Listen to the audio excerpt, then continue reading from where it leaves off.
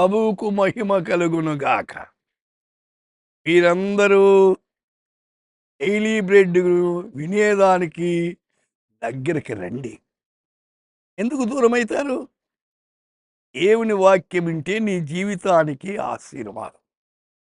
అయితే మీ కుటుంబం అంతా, ఇరుగు పొరుగు వారిని కూడా ఆహ్వానించండి. ఈ దినం ఫిలిప్పీలకు రాసిన పత్రిక 4:19 దేవుడు తన ఐశ్వర్యము చొప్పున క్రీస్తు యేసునందు మహిమలో మీ ప్రతి అవసరం తీర్చును. And with all is abundant wealth through Christ Jesus may God will supply all your needs.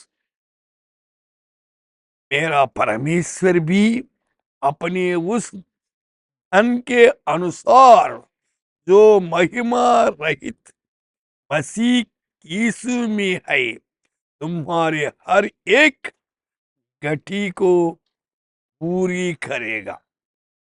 గమనించండి, దేవుడు ఐశ్వర్యవంతుడు. 1000 కొండల మీద ఉన్న పశువులన్నీ నావే కదా అంటాడు. అయితే ఆయన ఐశ్వర్యములో మన ప్రతి అవసరతను తీర్చి సహాయం చేసేవాడు. 23 కీర్తన 1 యెహోవా నా కాపరి, నాకు లేమి కలుగదు. లేమంటే ఏ దరిద్రత ఉండదని.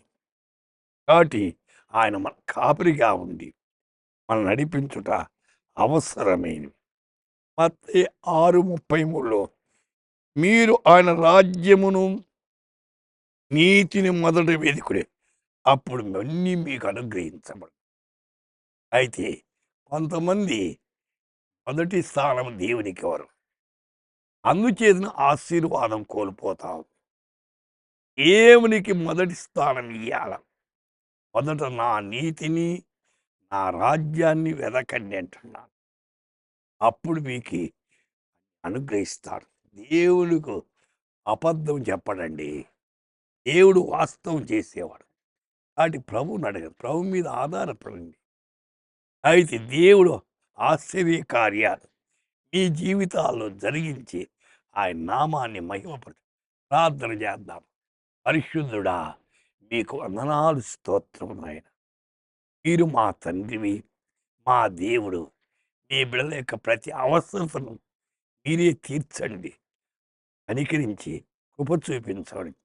మీ మెండైన ఆశీర్వాదాలు అనుగ్రహించమని యేసు నామమున ప్రార్థిస్తున్నాము తండ్రి.